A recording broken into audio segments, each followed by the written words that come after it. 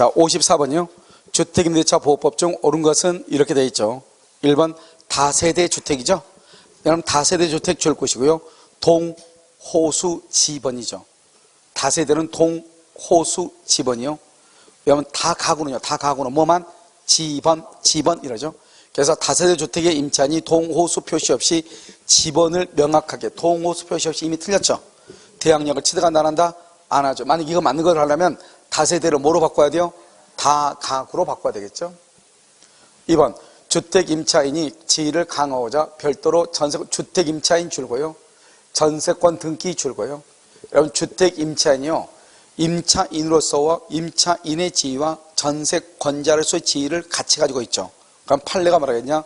이 두 가지는 선택적으로 행사할 수 있다 이렇게 얘기했거든요. 그래서 임차인의 지위에서 경매법원에 줄고요. 배당 요구죠. 임차인의 지위에서 거기서부터 줄고야 되겠네요. 배당 요구. 그러면은 전세권에 대해서는 배당 요구가 있는 것으로 보지 않는 것이에요. 별개이기 때문에. 알겠죠? 그래서 별개의 것으로서 선택적으로 행사한다. 그래서 2번도 틀렸죠? 3번 우선 변제권을 가진 주택 임차인으로부터 줄고요. 임차권과 분리하여 임차 보증금 반환 채권만을 양수 거기까지요. 여기서 키워드는 분리란 말이죠. 우리가 임차권과 분리하여 결국 채권만 양수했다 이 말이잖아요. 이 채권만 양수한 사람은 임차인이다 아니다? 아니죠. 그러니까 배당 요구 된다 안 된다? 안 된다 이 말이죠. 배당 요구할 수 없다. 이것도 가끔 잘 나오는 지문이에요. 알죠? 2번 3번 다. 4번은요. 근저당권이 설정된 사무실용 건물이 주거용 건물로 용도 변경이죠. 그래서 이를 임차한 소액 임차인은 특별한 사정이 없으면 줄고 보증금 중 일정액을 줄고 이 보증금 중 일정액이라는 것은 1억 1,000만 원 중에서 3,700까지 이 말이죠. 그래서 이것은 최우선 변제라는 뜻이에요. 보증금 중 일정액 이 말은 최우선 변제 이런 뜻이에요. 알겠죠? 그래서 보증금 중 일정액을 근저당권자에 우선하여 변제받을 수 있다. 근저당권자의 우선 그 말은 최우선 변제를 받을 수 있다. 여기서 중요한 것은요. 그럼 사무실용 줄고 봐. 주거용 줄고 봐. 원래는 맨 처음에 이 건물이 이렇게 우리 학원처럼 상가 건물이었다 이 말이죠. 그런데 나중에 이것이 칸막이를 해가지고 고시 원룸으로 해서 임대를 줬다 이 말이죠. 그럼 이것을 우리는 뭐라고 얘기하는 거죠? 주거용 건물이 뭐로 바뀌었다? 상가용이다. 이렇게 했을 때는 주거용이다 뭐라고 쓰냐면 실제 용도로 가지고 주거냐 상가냐를 판단하는 거예요. 실제 용도. 아시겠죠? 그런데 실제 용도가 지금 주거로 지금 사용하고 있죠? 그럼 주택임대차 보호법이 먼저 적용되기 때문에요. 그러면 상가 건물일 때 저당권자보다 주거용으로 지금 현재 바뀐 상태죠? 그러면 주택임대차 보호법이 먼저 적용돼. 그래서 최우선 변제가 먼저 적용이 되는 거예요. 아시겠죠? 변제받을 수 있다. 그래서 4번 정답이죠. 5번 주택임차권의 대항력의 요건이 주민등록 전입신고. 그럼 신고는 뭐가 신고? 신고는 뭐를 신고를 한다? 수리. 그래서 전입신고서가 수리될 때 신고라고 그래. 알겠죠? 그래서 여기 보면 수리되기 전이라도 틀렸죠. 도달할 때 신고가 아니고 수리된 때 신고라고 해요. 수리된 때 이렇게. 정답은 4번이죠. 그래서 여기서는요. 2번부터 5번까지는요. 최근에 잘 나오고 있는 판례들을 묶어놓은 것이죠. 자, 55번은요. 집합건물이죠. 1번 관리비 징수에 관한 유효한 관리단 규약 등이 존재하지 않는 이상 이 법상 관리단은 공용 부분에 대한 관리비 줄고요. 공용 부분에 대한 관리비 거기다가요. 우리가요. 지분 비율 가로 열고 닫고 전유 부분 면적 비율 지분 비율 가로 열고 닫고 전유 부분 면적 비율 가로 닫았어요? 자, 그럼 봐. 그러면 지분 비율에 따라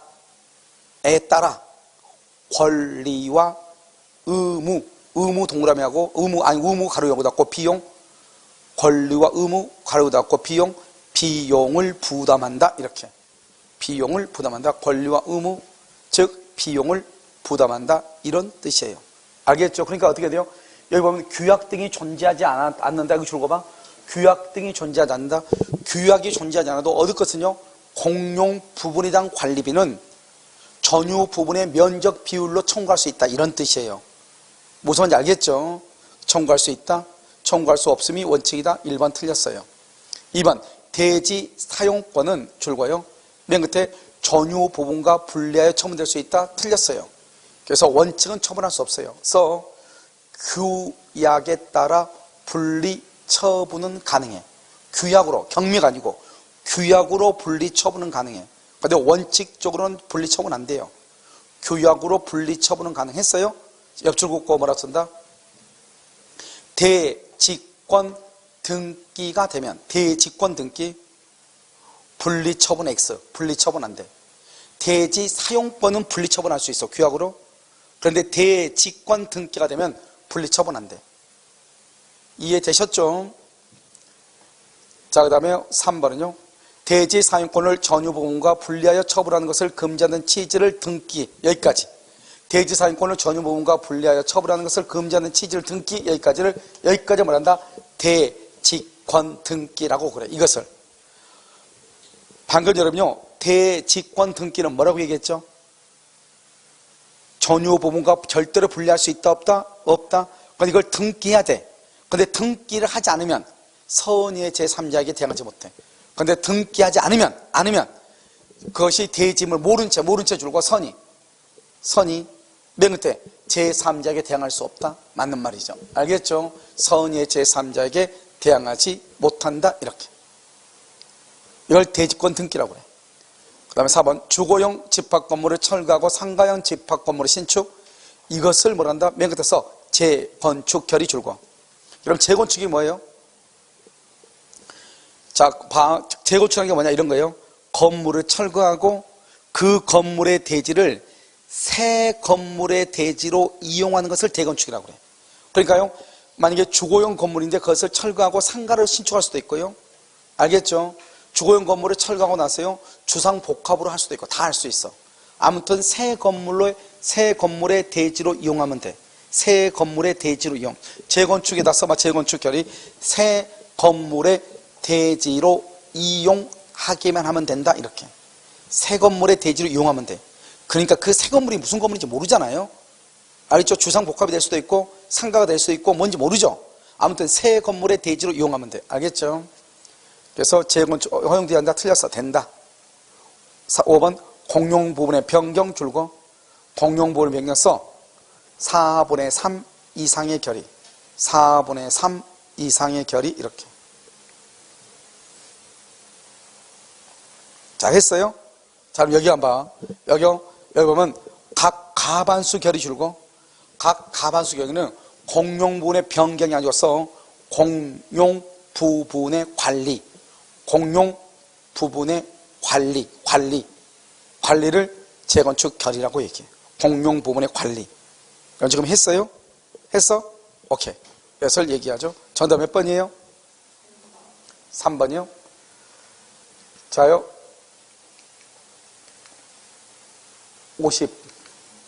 56번이요? 자, 효력 규정이 아닌 것? 그럼 뭘 찾으라는 거예요? 단속 규정 찾으라는 거죠? 1번이네요. 중간 생략 등기요. 중간 생략 등기를 다른 말로 뭐라고 한다? 미등기 전매. 똑같은 말이에요. 아시겠죠? 자, 그 다음에 최고 이자율을 줄고 초과하는 부분 줄고 초과하는 부분 줄고 반환 청구 가능. 이렇게 반환 청구할 수 있어. 그 다음에 3번 공익법인의 설립 운영하는 법률상 공익법인 줄고 3번 공익법인 이것을요 학교법인. 우리 시험에는 두 가지로 나왔어. 한 번은 공익법인, 한 번은 학교법인. 공익법인이라는 기본재산의 처분 줄고 기본재산의 처분. 그 다음에 끝에 주무관청의 허가를 받아야 돼. 자, 4번 부동산 실거래자 명의 등기하는 법률상 명의상 약정 줄고 예전에는 국토계획 및 관리에 관한 법률에 명의상 거기에 뭐가 있었냐면 토지거래 허가가 있었는데요. 지금은요 거기에 있지 않죠. 그래서 우리 죄송해요. 명의상 약정 말고 토지거래 허가는 예전에는 어디에 있었죠? 국토계획 및 관리에 관한 법률에 있었죠. 그런데 지금은 토지거래 허가가 어디에 있어요? 부동산 거래 신고 등에 관한 법률에 있어. 아시겠죠? 그러니까 거기에 있는 토지거래 허가하고 밑에 여기서 토지거래 허가 명의상 약정 밑에다가 토지거래 허가 명의상 약정. 여기 밑에 있네요. 5번이요. 이 두 가지는 4번, 5번은 둘 다 효력 규정이에요. 효력 규정. 알겠죠? 여기는 부동산 거래 신고 등에 관한 법률, 여기는요 부동산 실명법이죠. 그래서 토지 거래 허가를 위하는 것 두 가지를 한다. 뭐다? 효력, 규정이다. 그래서 가장 이제 기본적인 뭐냐면 4번하고 5번이 가장 기본이고요. 그 다음에 여기 3번이 의외로요. 우리 시험에 2번이나 나왔어요. 알겠죠? 좀 특이하게요. 3번 이렇게. 정답 몇 번이다? 1번이죠? 자, 57번요. 이게 이제 우리가 누구한테 취소할 것인가 이거 지금 묻는 거잖아요. 우리가 취소는 누구한테 한다? 항상 직접 상대방한테 취소해. 상대방의 승계인한테는 취소를 못해. 한번 봐봐. 여기 한번 볼까요? 미성년자 갑은 자신의 부동산을 법정 대리인 줄고 봐. 의뢰 동의 없이가 중요해. 의뢰 동의. 만약에 동의를 받으면 취소를 못해. 동의 없이 병에게 매도했다. 봐. 여기 갑하고 병하고 이렇게 계약했단 말이에요. 갑이 지금 17살짜리죠? 그럼 갑은 을한 병한테만 취소해야 돼요. 갑에 또 누가 있죠? 을이 법정 대리인이죠? 법정 대리인도 병한테만 취소를 해야 돼요. 근데 만약에 병이요, 이것을 정한테 넘기죠? 그러면 정한테는 취소할 수 있다, 없다? 없는 거예요. 오직 직접 상대방 병한테만. 누가요? 갑 또는 법정 대리인 을이. 근데 만약에 갑이 만약에 뭐가 되면은요? 성년이 되면은요, 누구만 취소할 수 있다? 갑만 취소하고, 뭐죠? 을은 법정 대리인 을은 취소가 된다, 안 된다? 안 된다. 여기요, 상대방의 승계인한테는 취소하면 절대로 안 돼. 자, 그 다음에요. 갑은 아직 미성년자다. 잘 정확하게 나와 있죠?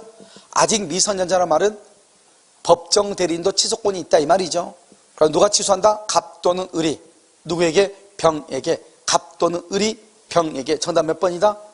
2번이죠. 그렇게. 자, 58번은요. 전세권이죠. 토지 전세권의 최단. 토지 전세권 있죠?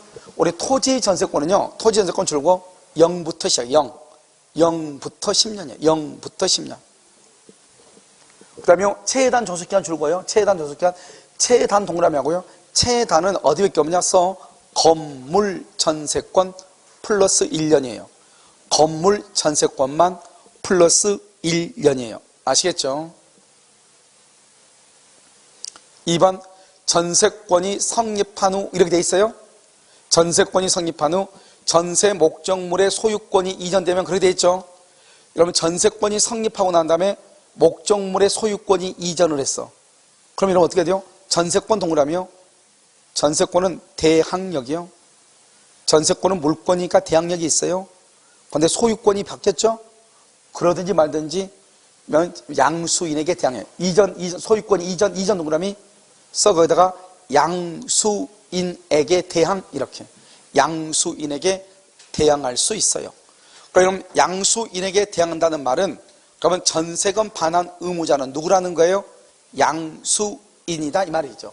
그래서 전세금 반환 채무자도 신소유자 양수인에게 이전된다 이렇게. 이 말의 뜻은 뭐죠? 종전 소유자는 뭐죠? 반환 의무가 있다 없다? 없다 이렇게.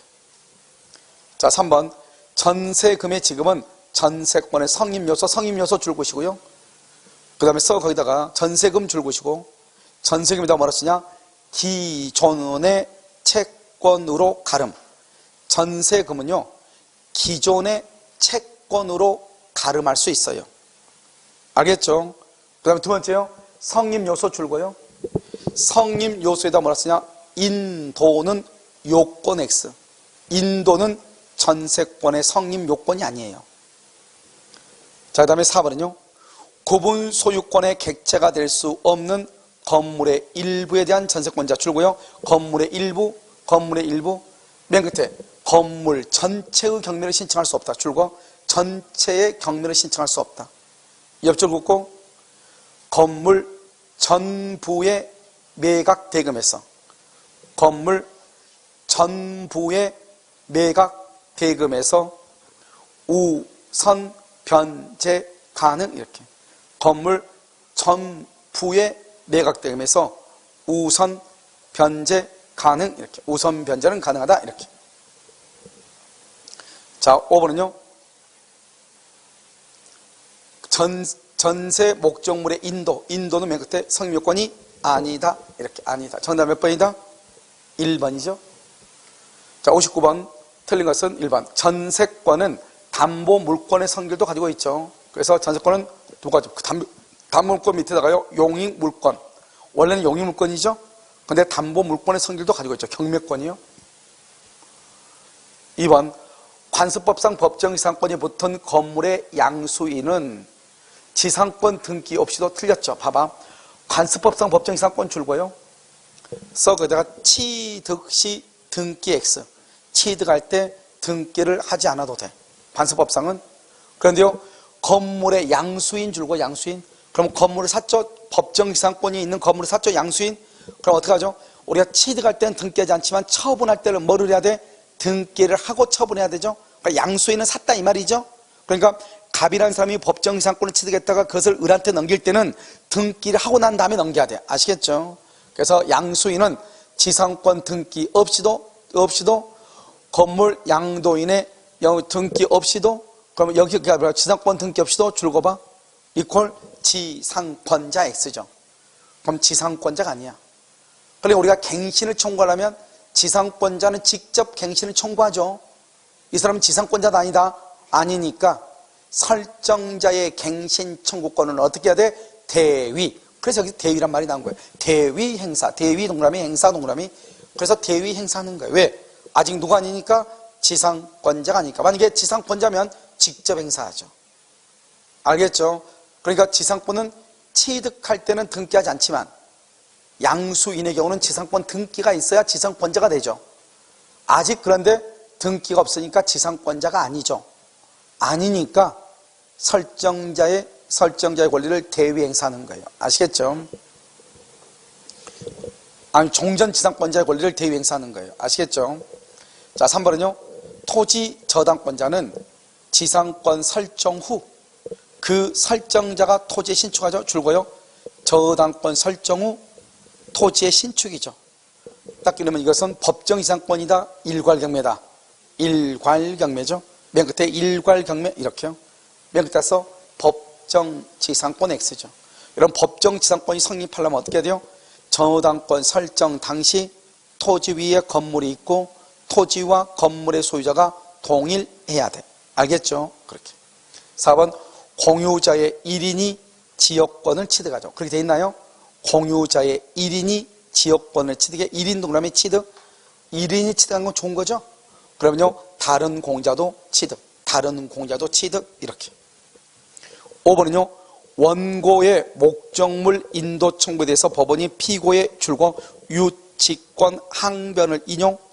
자, 유치권 항변, 거기 줄고권 밑에다 또 써. 동시행 항변권. 동시행 항변권을 인용하죠. 그러면은 인용한 경우에도 동그라미하고 써. 거기다가 그것은 뭐다? 상환, 급부, 판결 이렇게. 상환, 급부, 판결 이렇게. 다른 말로 원고 패소 판결이 아니고요. 원래는 뭐 상환, 급부가 뭐냐? 원고 일부 패소, 그 다음에 일부 승소 판결이라고 그래. 원고 일부 패소, 일부 승소 판결 이렇게 해야 되는데요. 일단 상환, 급부 판결, 상환, 이행 판결 그래야지 전부 패소 판결, 원고 전부 패소 그러면 큰일 나. 알겠죠? 그래서 5번은 틀린 것이에요. 그래서 그럼요, 우리가 유치권이나 항변권이 인용이 되면 무슨 판결을 한다? 상환, 급부 판결, 상환, 이행 판결. 항변을 하지 않으면 무슨 판결을 한다? 항변하지 않으면 피고 전부 패소예요. 피고 전부 패소, 원고 전부 승소라고 그래. 잘 봐. 우리가요, 항변한다? 항변하죠? 그럼 뭐라 한다고? 상환. 무슨 판결 한다? 급부 판결. 상환을 서로 교환하라 이 말이죠. 다른 말로 상환, 이행 판결 이렇게. 이행. 급부 판결, 이행 판결 이렇게요. 다른 말로 뭐라 한다? 여기 원고 일부 승소. 그 다음에 뭐죠? 원고 일부 승소 또는 원고 일부 패소. 똑같아. 일부 승소, 일부 패소 판결 이렇게 얘기해. 알겠죠? 그런데요, 만약에 항변하지 않으면 어떻게 한다? 피고 전부 패소 판결. 피고 전부 패소 판결하고요. 반대로 얘기하면 어떻게 돼요? 원고 전부 무슨 판결? 승소 판결 이렇게 얘기해. 피고는 전부 패소고 원고는 전부 승소. 그리고 원고는 누구고 피고는 누구예요? 원고는 소송을 제기한 사람이고 피고는 소를 당하는 사람이죠. 그래서 피고가요, 아무 말 하지 않으면, 항변하지 않으면 전부 패소라고 그러고 원고 입장에서는 전부 승소가 되고, 만약에 항변하면은요, 상환 급부, 상환 이행이라 하는데 서로 교환하라 이 말이죠. 그런데 원고 일부 승소, 원고 일부 패소 이렇게. 그래서 원고가 일부를 승소했단 말은 나머지 일부는 뭘 했다는 거예요? 패소했단 말은 똑같잖아요. 그래서 원고 일부 승소, 일부 패소 판결이다 이렇게 표현을 해. 알겠죠? 말을 이해를 해야 돼. 그래서 여러분요, 우리가 저 5번의 경우는요, 틀렸다 이런 말이에요. 정답 몇 번이다? 5번. 자, 60번은요, 을은 제3자의 가압류 등기가 있는 갑소유 부동산을 갑으로부터 매수했다. 지금 여러분 뭐가 있죠? 가압류가 있죠? 가압류 줄고 매수 동그라미. 그럼 여러분요, 우리가 매매에서는 동시행이죠. 동시행은, 매매에서 동시행은 완전한 권리죠. 만약에 갑의 건물에 압류나 가압류가 있다. 그러면 압류, 가압류 등기 말소 플러스 소유권 이전 등기가 잔금하고 무슨 관계다? 동시이행이죠. 자, 1번. 갑의 소유권 이전 등기 의무 및 가압류 등기 말소와 을의 대금 지급 의무는 무슨 관계다? 동시이행이다. 따라서 여기서 키워드가 뭐죠? 매수인은 가압류가 있다고 해서 계약을 해제할 수 있다 없다? 없다. 가압류가 있다고 해서 계약을 해제할 수는 없다 이런 말이죠. 2번. 갑은 을에 대한 매매 대금 채권을 자동채권. 봐봐, 우리가 동시행일 때는 뭐는 안 된다? 자상할 수 없고 수상할 수 있다. 기억나요? 자동채권으로 상계, 자상, 자동채권으로 상계할 수 없고 수상, 수동채권으로 상계할 수 있다 이 말이죠. 여기 지금 무슨 채권이죠? 자동채권으로 상계할 수 있다 없다? 없다. 자상할 수 없다 이렇게. 그래서 자동채권 줄 것이고 상계할 수 없다 줄 것이고 자상할 수 없다 이렇게. 알겠죠? 뭐는 할 수 있는데 수동채권으로 상계, 수상할 수는 있는데. 3번. 갑의 을에 대한 매매 대금 채권이 전부 명령에서 압류 채권자인 병에게 이전된 경우, 그럼 어떡하죠? 을은 병의 대금 청구에 대해서 뭘 행사할 수 있죠? 당연히 항변권을 주장할 수가 있죠. 그래서 이게 전부 명령이 됐다 이 말은 무슨 말이냐? 매매 대금 채권이죠. 여기 한번 봐봐요. 여기 갑하고 하고 있죠. 갑의 집이 있죠. 그럼 어떻게 돼요? 을은 갑한테 대금 1억 원을 줄 게 있고요, 갑은 을한테 등기를 해줄 게 있잖아요. 그런데 갑한테요, A가 돈 1억을 빌려줬단 말이죠. 알겠죠? 그런데 갑이 지금 돈을 갚지 않잖아요. 그래서 을이 그러면 이 집에 대해서 매매대금을 1억을 줄 게 있잖아요. 매매대금. 여기 대해서 이 A가요, 뭐란다? 전부명령. 이러면 전부명령하고 추심명령하고 약간 달라. 알겠죠? 그래서 여러분요, 우리가 이제 여기서 보면, 여기 전부명령에서 압류채권자인 병에게 채권이 이전되죠? 이게 무슨 말이냐면, 추심하고 전부는 완전히 달라. 추심이랑 하면 어떻게 되냐면, 추심 명령을 하면요, A가 갑한테 돈 1억 받을 게 있죠. 그러면 갑은 여전히 채무자예요. 그리고요, 추심의 소유에서 이 1억에, 매매대금 1억에 대해서 추심의 소를 제기해서 추심하게 되면 이 을은요, 돈을 갑에게 주는 것이 아니고 이 을은 1억 원을 A한테 주면 되죠. 여전히 갑이요, 채무자가 돼. 그런데 전부 명령에서 전부의 소를 하게 되면 어떻게 되냐? 전부. 그럼 어떻게 돼요? 전부 명령하죠? 이러면요, 원래는 A가요, 갑한테 돈을 1억을 빌려줬잖아요. 그런데 전부의 소라면 이 을한테요, 을이 1억 원을 갑에게 줘야 되는데 이 을은 여기서 빠져나가. 이제 채무자가 아니야. 누구만 채무자가, 아니 갑은 채무자가 아니야. 누구만 채무자다? 을이 채무자로 바뀐 걸 전부라고 그래. 전부예요. 그래서 여러분 나중에요, 뭐 예를 들어서 토지가 수용되죠. 수용되면 국가로부터 보상금이 반드시 나와 안 나와? 나오죠. 그러면 그런 데는 보통 추심의 소를, 추심 명령을 하는 것이 아니고 뭐라 한다? 전부 명령을 해, 보통은. 왜요?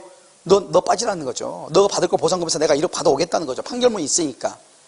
알겠죠? 그러면 어떻게 돼요? 국가에서 보상을 할 때 그 보상금 중 1억 원은 반드시 누구한테 줘? 나한테 줘. 왜? LH공사가 보상금을 지급하죠? 그 LH공사가 채무자가 되는 거예요. 채무자가 바뀌는 거예요. 전부 명령은. 그런데 추심 명령은요, 채무자는 여전히 누구다? 갑인 거예요. 그러니까요, 여기다 이 돈에다 추심 명령했는데 이 사람이요, 만약에요, 잔금을 주기 전에 개인 파산이 됐어. 그러면 매매대금 1억이 없어지잖아요. 돈 못 주겠죠. 그러면 누구한테 받으면 돼? 갑한테 받으면 되는데 전부 명령을 했다. 그러면 채무자가 바뀌어 완전히 을 앞으로. 그런데 갑은요, 그때는 쫄딱 망했는데 갑은 갑자기 누군가가요, 뭐 저쪽에 가지고 돈 500원, 1000원 주니까요. 로또 얼마예요? 근데 로또 얼마야? 로또 1000원이에요. 500원 아니고 1000원이에요. 그러면 1000원을 주니까요, 그 1000원 가지고 로또를 하나 샀더니요, 로또 1등이 당첨됐어. 그래서 돈이 이제 있죠. 반대로요, 을은요, 망해가지고 개인 회생 절차, 파산 절차에 들어갔어요. 그래도 다시 갑한테 돈 갚으러 갈 수 없어요. 채무자가 완전히 바뀌었으니까. 그걸 뭐라 한다? 전부 명령. 알죠? 여전히 채무자가 갑이다. 뭐라 한다? 추심 명령. 이렇게 얘기해요. 아시겠죠? 그러든지 만든지 봐봐요. 그럼 여러분 어떻게 했어? 갑은 여기요, 아무리 여기 전부 명령에 의해서 된다 할지라도 이 을은 그러면 돈 1억 원을 A한테 줄 때 갑에게 줄 것을 A한테 줘야 되겠죠. 줄 때 그냥 줘요? 등기를 받으면서 주고 줘야 되잖아요. 무슨 말인지 알겠죠? 그래서 다시 한번 볼까 여기요. 갑의 을에 대한 매매대금 채권이 전부 명령에서 압류 채권자인 병에게 이전됐다. 그러면요, 갑이 을한테 받을 돈 1억 원이 병한테 갔다 이 말이죠 지금. 알겠죠? 그럼 병은 을은요 병한테 잔금을 줘야 되겠죠.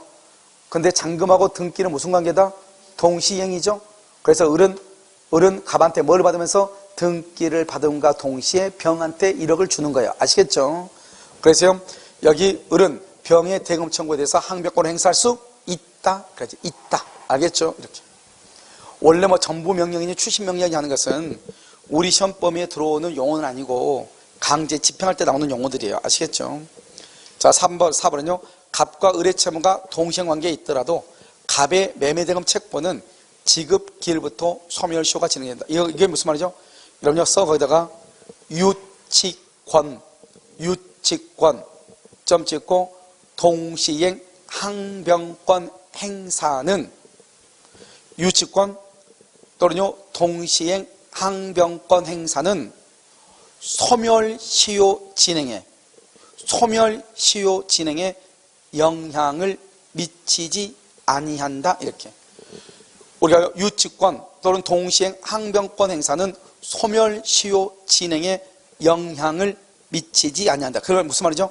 우리가 매매대금에 대해서 매매대금을 지급하지 않으면 매도인은 등기 서류 제공을 거부하죠. 항변권 행사하죠. 그래도 매매대금은요 잔금 지급일부터 소멸시효가 뭐가 된다?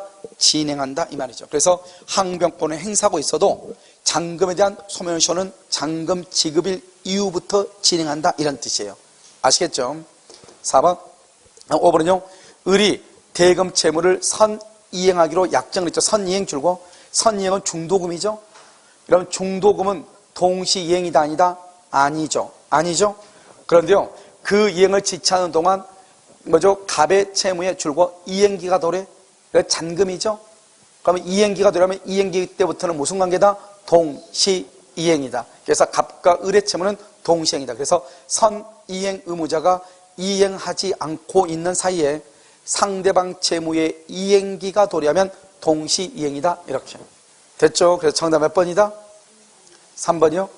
자, 61번 틀린 것은 1번 매매의 일방예약. 예약 동그라미. 예약은 언제나 채권계약. 그래서 이것은 우리 시험에 2번 나왔죠. 한 번은 물권계약으로 나오고 한 번은 채권계약. 물권계약 아니에요. 채권계약이죠. 계약 동그라미. 계약이니까 등기해야 소유권 취득해. 등기해야 소유권 취득. 그래서 일방예약은 2가지가 중요해. 첫 번째 예약은 계약이다. 단독행위가 아니다. 일방행위는 단독행위죠. 일방예약은 계약이죠. 계약. 두 번째 등기를 해야 소유권을 취득해. 아시겠죠? 2번 본계약 성립 전에 일방이 예약 내용을 변경하죠. 일방이 특별한 사정이 없으면 허용되지 않죠. 왜요? 왜냐하면 여러분요 예약 내용 변경 줄거봐. 예약은 말하죠. 예약 내용 변경 줄궜어요. 예약 동그라미 계약이므로 계약. 예약은 계약이라고 그랬죠. 계약이므로 쌍방의 합의를 요한다. 쌍방의 합의를 요해. 왜? 계약이기 때문에. 그래서 예약은 계약이니까 쌍방의 합의가 있어야 돼. 일방이 그러면 안 돼. 일방이 변경 그러면 안 된다고. 2번 틀렸죠? 3번 부동산 소유권 이전을 내용하는 본계약의 예약 완결권 줄고 예약 완결권 형성권 옆줄 긋고 그럼 형성권은 첫 번째 가등기 그 다음에 양도 그 다음에 상속 채권자 대위권 또는요 가압류 다 할 수 있어요. 알겠죠? 재산권의 일종이니까 양도, 상속, 가등기, 채권자 대위권 가압류할 수 있다. 자 4번은요 예약 완결권 줄거봐. 여러분 예약 완결권은 뭐다? 형성권이에요. 일방제도 표시 형성권이죠. 형성권이니까 뭐다? 제척기간이에요. 여러분요 청구권은 소멸시효 걸리죠. 형성권은 제척기간이죠. 그래서 제척기간이에요. 제척기간 지난 후 그럼 뭐가 된다? 소멸해. 완결권은 소멸을 해. 그래서 이게 바로 뭐하고 다르죠? 소멸시효는 중단이나 정지라고 하는 제도가 있지만 제척기간은 중단이나 정지라고 하는 제도가 없어요. 알겠죠? 지난 후 상대방이 예양 목적물인 부동산을 인도줄과 부동산을 인도받았다? 인도받아도 우리가 이러면 뭐죠? 봐봐. 매수인에서 매매에서 매수인이 목적물을 인도받아 점유하면 소멸시효는 진행한다 안 한다? 안 하죠. 그런데요, 제척기간인 형성권인 제척기간은요, 목적물을 인도받아 점유하고 있어도 제척기간은 진행해. 그래서 여기요, 인도받았다? 그래도 제척기간은 진행해. 알겠죠? 그래서 제척기간이 경과 동그라면 경과, 그러면 소멸해. 소멸하지 아니한다 틀려서 소멸해. 경과하면 소멸하는 거예요. 아시겠죠? 그 다음에 5번은요, 매매 예약 완결권의 제척기간이 도과인데 제척기간, 그것은 법원의 직권조사예요. 그래서 1번은 언제나 채권계약이고 일방이 예약 내용 변경하면 안 돼. 쌍방의 합의로만 변경을 해. 그래서 일방은 변경을 못해. 허용되지 않고. 그 다음에 가등기 할 수 있고요. 그 다음에 이것은요, 예약 완결권은 제척기간은 목적물을 인도받아 점유하고 있어도 제척기간은 진행하고 기간이 경과하면 소멸하는 거예요. 아시죠? 소멸해. 아시겠죠? 소멸하지 아니한다. 4번이 틀렸죠. 자, 62번 가등기 담보죠. 1억 원의 차용 동그라미, 차용을 뭐라고 한다? 그것을 소비대차라고 얘기하는 거예요. 소비대차 이렇게요. 시가 2억 원 상당의 부동산에 대해서 부동산 하죠. 대물변제 예약을 하고 가등기 하죠. 이것을 말한다. 가등기 담보라고 얘기하죠. 그래서 1억이고 시가 물건이 더 크죠. 그러면 이것을 말한다. 시가 2억을 말한다. 2억 원은 초과 그래. 초과해야 되죠. 예약 당시 시가가 채권을 초과. 그런데 여기는요, 1억 원의 토지 매매대금, 토지 매매대금은 소비대차가 아니죠? 그래서 안 돼. 우리가 매매대금, 공사대금 된다, 안 된다? 안 돼. 가등기 담보로 뭐만 된다? 소비대차, 준소비대차만 돼. 매매대금, 공사대금은 절대로 안 돼. 적용되지 아니한다. 이렇게. 3번. 가등기 담보는 등기나 등록을 해야 돼. 등기나 등록. 근데 여기는 뭐라고 되어 있죠? 거래청자 줄고. 거래청자는 등기 X, 등록 X죠. 거래청자는 등기나 등록을 하지 않아요. 그래서 적용이 안 돼. 자, 4번은요. 1억 원을 빌리면서 3천만 원 상당 부동산 봐봐. 1억 원 차용이죠. 여기는 괜찮아. 3천만 원 상당 부동산 그러면 피담보 채권이 목적물의 가액보다 초과해요, 미달이에요? 미달. 적용된다, 안 된다? 안 돼. 미달이니까 적용이 안 돼. 5번은요. 3억 원을 차용하면서 이미 2억 원의 채무, 이미 2억 원 줄고 선순위죠. 선순위. 우리는 청산금을 정할 때는 후순위는 포함하잖아. 그런데 뭐는 포함한다? 선순위는 포함을 해. 선순위는 이미 2억 원이 선순위죠. 저당권이 설정된 4억 원 상당의 부동산, 4억 원. 그럼 부동산은 4억이죠. 부동산 4억인데 내가 빌린 돈은 얼마죠? 3억이죠. 3억인데 이미 얼마가 있어? 2억이 있죠. 그래서 3억에다 2억을 더해야 돼. 그럼 빌린 돈이 모두 얼마다? 5억. 물건의 가격은 얼마다? 4억. 그럼 물건이 빌린 돈보다 많다 적다? 적어. 그것을 뭐라고 한다? 미달. 미달된 경우는 가담법이 적용된다 안 된다? 안 된다. 이렇게. 아시겠죠? 정답 몇 번? 1번이요. 63번. 갑종종은 자신의 X 토지를 적법하게 줄고 거기다가 강제 집행 면탈 목적 없이 이 말이죠. 강제 집행 면탈 목적 없이. 그래서 원래는 뭐죠? 법령상 제한 회피, 강제 집행 면탈, 조세 포탈의 목적이 없는 경우 그런데 그냥 하나만 쓰면 돼. 강제 집행 면탈 목적 등이 없이 종원을에게 명의상 줄고 그래서 유효, 명의상은 유효가 돼. 알겠죠? 이건 8조죠? 명의상 유효 써 거기다 또 물권 변동도 유효, 물권 변동도 유효가 돼. 자, 이제 여기서 봐봐. 우리가 이제 이걸 명의상을 봤을 때 이건 지금 8조에 해당하는데 물권 명의상 약정 유효, 물권 변동 유효죠. 그런데 그 위에다 써야 돼. 뭐라 쓰냐? 갑과 을간,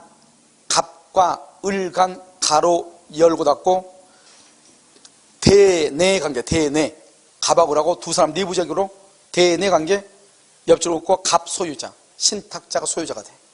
아무리 명의상 약정이 유효고 물권 변동이 유효여도 갑과 을 사이에서는 신탁자가 소유자가 돼. 그 다음에 을과 제3자 간 써. 을과 제3자 간 가로 열고 닫고 대외관계라고 얘기해. 대외관계.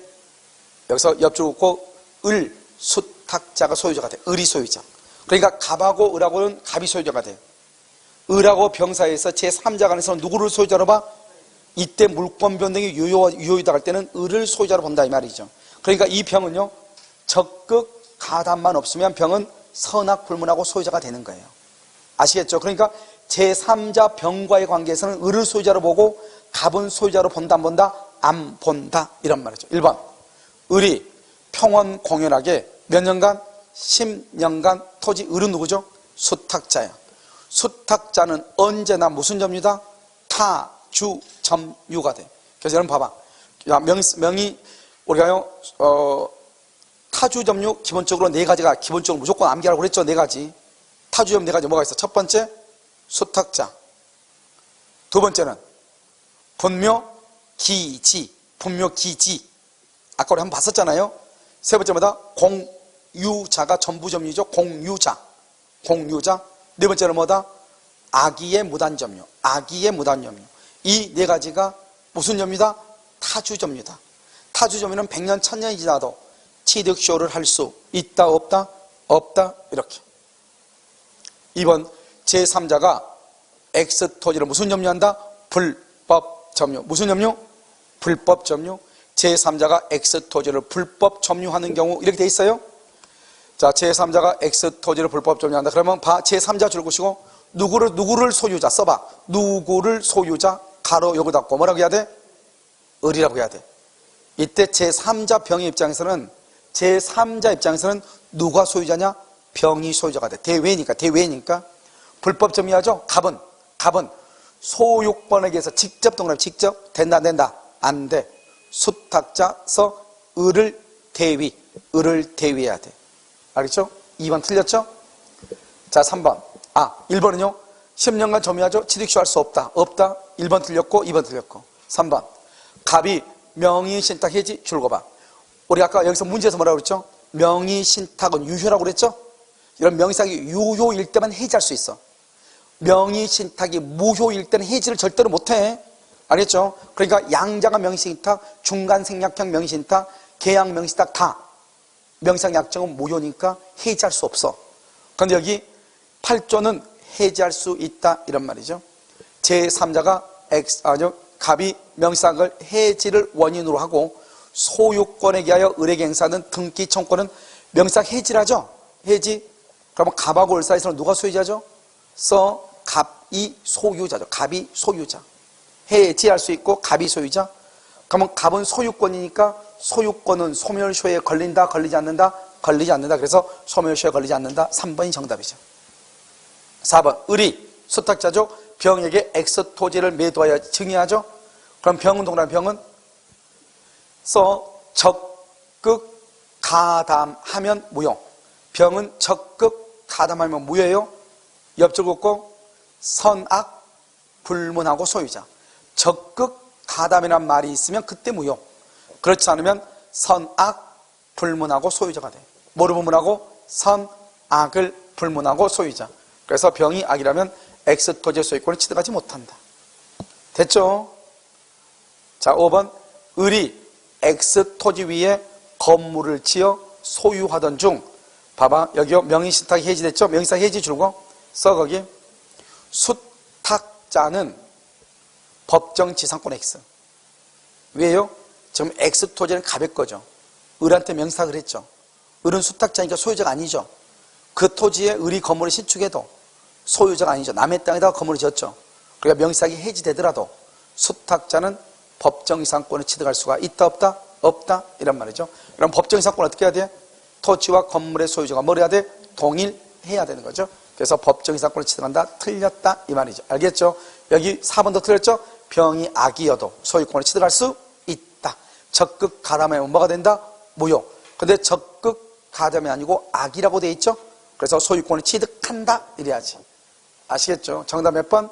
3번. 자, 64번은요. 복대리죠? 1번 복대리는 권한 내에서 본인을 대리해. 본인. 대리인을 대리한다. 틀렸죠. 1번 정답이죠. 그러니까 누구의 대리인이다? 본인의 대리인. 누구의 이름으로 선임한다? 대리인의 이름으로 선임해. 대신 누구의 대리인이다? 본인의 대리인. 2번 복대리는 제3자에 대해서 대리인과 동일한 권리의무. 왜요? 복대리는 누구의 대리인이니까? 본인의 대리인이니까.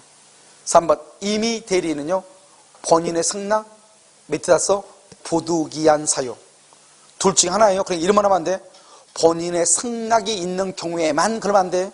부득이한 사유가 있는 경우에만 그러면 안 돼. 알겠죠? 본인의 승낙이나 부득이한 사유 둘 중에 하나 선임할 수 있다. 몇 줄 껐어? 선임 감독의 과실 책임. 선임 감독의 과실 책임. 그렇게 해야 돼. 그 다음에 4번 부득이한 사유 줄고 법정 대리인 줄고. 원래 법정 대리는 그 책임으로 복대리인 선임하니까 제한 없이 선임할 수 있죠. 언제든지. 그런데 부득이한 사유로 선임하죠. 이때는요 어떻게 된다? 선임 감독에 관한 책임이 있다 줄 것이고, 옆줄 긋고 책임이 경감된다. 이렇게. 왜요? 원래 법정 대리는 언제든지 선임하죠. 그래서 무과실 책임이에요. 그런데 무과실 책임인데 여기서 뭔가 부득이한 사유로 선임하죠. 그러면 선임 감독의 과실 책임만져. 5번 임의 대리인이 본인의 지명 줄고 본인의 지명 복대리인을 선임하죠. 그 불성실함을 알고 본인에 대한 줄고 통지나 해임을 게을리한 때가 아니면 책임이 없다. 그러니까 본인의 지명에 의해서 복대리인 선임할 때는 언제나 책임이 없는 것이 아니고, 그 복대리인이 부적임이다, 불성실하다는 사실을 알았으면 본인한테 통지를 해야 돼. 알겠죠? 그러면 또 그렇지 않으면 해임을 시켜야 돼. 자기가 직접. 왜? 복대리는 대리인의 이름으로 선임하기 때문에 해임을 시켜야 되는데 해임을 게을리했다, 태만히 했다 이 말이죠. 그러면 어떻게 된다? 그때는 책임을 지고 게을리한 때가 아니면 책임이 없죠. 여기서 중요한 것은 우리 시험에 한번 나왔는데, 이것은 임의 대리에서만 본인의 지명에 의해서 이런 말이 나와. 본인이 지명한다. 근데 법정 대리는 뭐죠? 제한 능력자가 있으니까 법정 대리잖아요. 그러니까 제한 능력자가 지명한다는 것은 말이 앞뒤가 안 맞잖아요. 그래서 법정 대리에서는 본인의 지명이란 말이 안 나와. 무슨 대리에서만 나온다? 임의 대리에서만 나오는 것이다. 이렇게. 아시겠죠? 정답 몇 번이다? 1번. 65번. 법률의 효력이 확정적이 않은 것 줄고, 확정적이 않은 것서 이퀄 유동적. 유동적 이퀄 불확정적. 이것을 찾으라 이 말이죠. 1번요. 불공정, 확정적 무효죠. 피성년 후견인 줄고 이퀄 취소할 수 있는 이퀄 유동적이죠. 아직 취소해서 안 했으니까 원칙은 유효인데 나중에 취소하면 무효가 되니까 유동적이죠. 무권 대리요, 유동적 무효죠. 그래서 니은하고 디귿이죠. 그다음 니은은요 상호 명의신탁. 이러면 우리 부동산 실명법 제2조 보면 상호 명의신탁은 명의신탁에 해당하지 않아서 확정적으로 유효가 돼. 그래서 언제나 유효인 거죠. 상호 명의신탁은 언제나 유효가 돼. 그냥 명의신탁은 무효죠. 이것은 언제나 유효. 강박 동그라미 유동적 유효죠. 유동적 강박은 취소할 수 있으니까. 근데 몇 년 안에 취소해야 돼? 10년. 그런데 몇 년이 지났어? 12년. 2년 전 지났잖아요. 12년 전 줄고 이퀄 취소 X. 취소를 못해. 그러니까 확정적 유효가 돼. 원래 강박은 유동적 유효인데 12년이 지났어. 12년. 그러니까 취소를 못해. 그래서 확정적 유효가 돼. 정답 몇 번이다? 니은하고 디귿 2번이다. 이렇게. 자요, 66번은요 유치권이죠. 1번 유치권의 성립을 배제하는 당사자 간의 특약. 이러면요 유치권 성립을 배제할 수 있죠. 이것은 유효이죠. 그래서 이건 임의 규정이죠. 유치권에서. 2번 채무자 이외의 줄고 제3자의 소유물 줄고 이퀄 뭐라고 하면 유치권자의 소유가 아니면 된다. 유치권자의 소유가 아니면 돼. 그러니까 누구 거라도 관계없어. 유치권자 것만 아니면 돼. 알겠죠? 그래서 채무자 이외의 제3자의 소유물에도 유치권이 성립할 수 있다. 3번 계약 명의신탁 줄고 우리가 안 되는 거 우리가요 봐봐. 유치권에서 안 되는 거 세 가지를 기본적으로 알아야 돼. 첫 번째, 권리금, 보증금, 매매대금. 자, 유치권 안 되는 거 세 가지. 뭐라고? 권리금 반환청구권, 보증금 반환청구권, 매매대금. 알겠죠? 권리금, 보증금, 매매대금이죠. 매매대금 속에 뭐가 들어가? 자재 납품대금, 또 계약 명의 신탁에서 신탁자가 수탁자에게 행사하는 매매대금 상당의 부당이득 반환청구권이죠. 그러니까요, 부속물 매수대금, 지상물 매수대금 다 필요 없다고. 다 한꺼번에 뭐다? 매매대금이라고. 그래서 그럼 어떻게 하면 돼? 권리금은 안 돼, 보증금은 안 돼, 매매대금. 매매대금은 두 가지로. 하나는 자재 납품대금, 또 하나는 계약 명의 신탁. 이렇게만 딱 알면 돼. 유치권에서 계약 명의 신탁이라는 말이 나오면 그럼 매매대금은 얘기해. 그래서 계약 명의 신탁 이 정도만 알아도 돼. 유치권이 된다 안 된다? 안 된다. 이렇게. 그래서 매매대금 상당 부당이득 반환이죠. 매매대금 상당 안 된다고. 그래서 유치권을 행사할 수 없다. 3번 틀렸죠. 4번요. 점유가 불법행위 줄고, 점유가 불법행위면 세 가지가 안 돼. 첫 번째 뭐가 안 된다? 유치권이 성립하지 않는다. 또 불법이면 또 안 되는 거 또 두 가지가 더 있어. 뭐? 주위, 토지, 통행권이 인정 안 돼. 그래서 아무리 인접한 토지를 소유하고 가지고 있어도 불법 점유인 경우는 통행권을 주장할 수가 없어. 또 하나가 있어. 뭐다? 통행지역권을 시효 취득할 수가 없어. 통행지역권. 통행지역권을 시효 취득할 수 없어. 알겠죠? 그래서 안 돼. 세 가지. 유치권이 성립하지 않는다. 자, 5번은요. 임차인의 비용상환청구권 줄고, 비용상환청구권. 이 비용상환권은 중요하죠. 첫 번째, 임의 규정이죠. 그 다음에 이것은 또 말할 수 있죠. 포기할 수도 있죠. 그럼 포기하면 유치권이 안 되죠. 근데 여기 지금 포기란 말이 있어 없어? 없죠. 그래서 유치권의 피담보 채권이 될 수 있다. 이런 말이죠. 그래서 정답은 몇 번이다? 3번이죠. 자, 67번. 저당권자에게 인정되지 않은 저당권자, 물상대의되고 우선변제되고 반환청구권이 안 되죠. 왜요? 우리가 지역권과 점유권은 점유X. 그래서 지역권하고 저당권은 점유하지 않으니까 두 가지가 인정되지 않아. 첫 번째, 점유보호청구권. 점유보호청구권이 인정되지 않고, 두 번째, 뭐가 인정되지 않아? 반환청구권이 없어. 반환청구권, 점유보호청구권, 지역권하고 저당권은. 자, 피담보 채권은 뭐 채권이니까 채권은 재산권이죠. 당연히 처분할 수 있죠. 방해 제거 채권이 있다. 이렇게. 그런데요, 여러분, 저당권자 이렇게 돼 있죠? 저당권자가 없는 것이 뭐죠? 6 써봐, 6. 유치적 효력 없어. 유치적 효력 없어. 또 뭐 없냐? 옆에다 또 써. 간이 변제 충당권 없어. 간이 변제 충당권 없어. 알겠죠? 뭐가 없다고? 간이 변제 충당권. 그게 또 없어. 나머지는 있는데요. 아시겠죠? 자, 68번 한번 볼까요? 을이 갑으로부터 건물을 임차하여 보증금을 지급하고 사용하던 중 임대차 기간이 만료되기 전에 건물이 전소했다. 이렇게요. 그래서 보증금 주고 사용하고 있는데 건물이 지금 전소되고 없어졌죠? 자, 1번은요. 그 전소가 누구의 잘못으로 전소됐다? 갑이 잘못됐다. 임대인의 잘못으로 전소됐다. 당연히 을은요. 건물 반환 의무를 면하죠. 갑이 잘못했으니까. 자, 도리어요. 도리어 말할 수 있다. 갑의 잘못으로 전소됐죠. 갑의 잘못으로. 그러면 써봐. 을은 동그라미하고 을은 거기에다가 을은요. 보증금 반환 청구 플러스 손해배상 청구할 수 있죠. 보증금 반환하고 갑자기 중간에 이사 가야 되잖아요. 그래서 손해배상도 청구할 수 있겠죠. 자, 이번은요. 을의 잘못으로 전소가 됐죠. 그러면 을은요. 갑에게 건물 반환 채무 불능에 따른 손해배상 책임을 지죠. 그 옆줄 것서 보증금 반환 청구 가능. 보증금 반환 청구할 수 있어. 을이 잘못해도. 그런데 문제는 뭐죠? 손해는 1000만 원인데 보증금은 800이야. 그러면은 손해를 충당하니까 반환 청구할 게 있어 없어? 없죠. 200을 더 내놔야 되겠죠? 그런데 손해는 1000인데 보증금은 2000이야. 그럼 나머지 1000의 반환을 청구할 수 있어 없어? 있죠. 그래서 보증금 반환 청구권이 있는 거예요. 그래서 아시겠죠? 3번요. 갑을 모두 잘못 없다. 갑을 모두 잘못 없이 줄고 그러면 이것을 위험 부담이라고 그래. 위험 부담. 그러면 임차인은 보증금 반환을 청구할 수 있죠. 을은 갑에게 보증금 반환을 청구하죠. 그래서 이것을 채무자 써 채무자 가로고 닫고 갑 채무자 위험 부담이다 이렇게 얘기해요. 그래서 갑은요 받은 돈을 다 토해내야 되죠. 보증금 반환을 해야죠. 을은 청구할 수 있다. 4번 을의 잘못으로 을이 누구죠? 전 임차인의 잘못으로 건물이 전소가 됐죠. 을은 원칙적으로 갑에 대한 보증금 반환 청구를 상실한다. OX X라고 했죠. 아까 여기 4번 틀렸죠. 손해는 1,000만 원이고 보증금이 2,000이면 1,000만 원 반환 청구해야죠.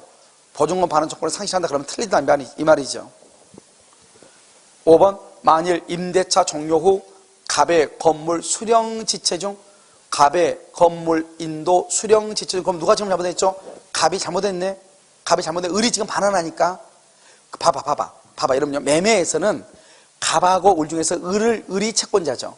근데 지금 여기 임대차죠. 임대차가 지금 종료된 상태죠. 종료된 상태에서 목적물을 반환하죠. 반환하니까 임차인을 채무자라고 하고 임대인을 물건을 받아야 되니까 권리자라고 그래. 채권자라고 한단 말이죠. 지금 갑이 수령을 지체하고 있다. 그걸 채권자 지체라고 그래. 알겠죠? 그래서 지체 중에 을의 경과실 관계없어. 을의 경과실 또는 써봐. 을의 경과실 또는 쌍방 귀책 사유 없이 똑같아. 을의 경과실 또는 쌍방 귀책 사유 없이 건물이 전소되죠. 그리고 을은 갑에게 손해배상 책임을 지지 않고요.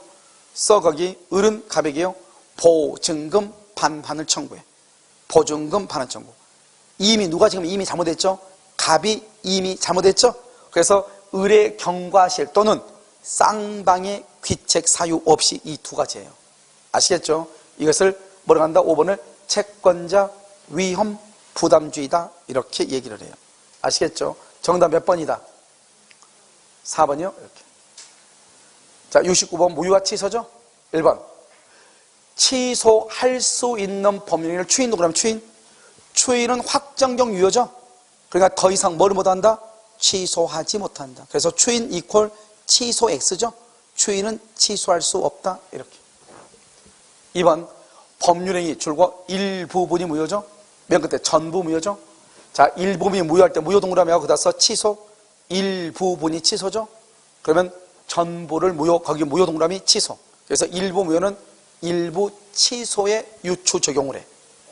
3번 비진이 표시로 무효인 법령인을 비진이 표시로 무효 동그라미 무효임을 알고 추인 동그라미. 그러면 새로운 법령이 뭐죠? 자, 여기서 여기 중요한 것은 추인이 되는 것 세 가지 안 되는 것 세 가지를 암기하라고 그랬죠? 추인이 되는 것 세 가지 뭐가 있어? 107조 비진이 108조 통정의 표시 그 다음에 의사 무능력자 추인할 수 있죠? 자, 추인이 안 되는 것 세 가지.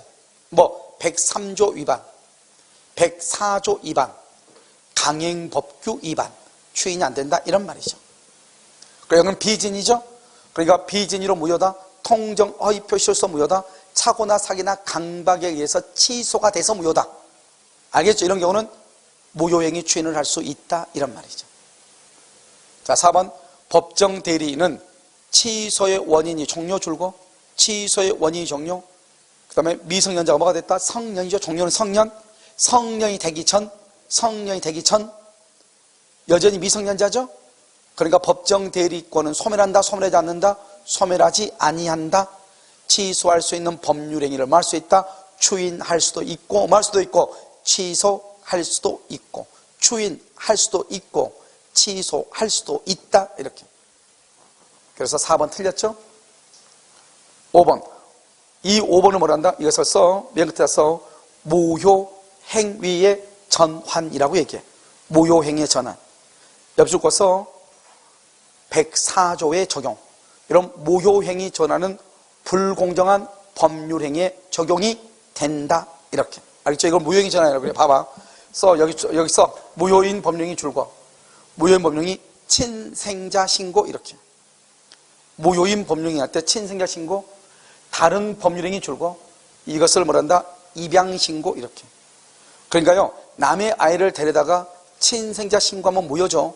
그런데 그것을 무효인데 처음부터 그 신고를 무슨 신고로 봐주자?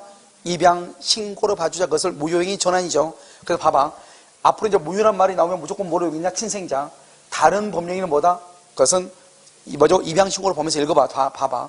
친생자 신고가 입양 신고의 요건을 구비하고 당사자가 그 무효 친생자 신고가 무효라고 하는 것을 알았더라면 다른 법령이 뭐죠? 입양이라고 그랬죠? 입양하는 것을 우욕할수라고 인정될 때는 입양으로서 효력을 가진다 이 말이죠. 알겠죠? 그래서 무효는 친생계로 읽고 다른 법령에는 뭐로 읽어? 입양으로 읽어. 그러면 이게 무슨 말인지 알아. 그것을 무효행위 전환이라고 얘기하는 것이고 이 무효행위 전환은 104조 불공정한 법률행위에 뭐가 된다? 적용된다 이런 말이에요. 아시겠죠? 잠깐 쉬었다 하도록 그렇게 하겠습니다.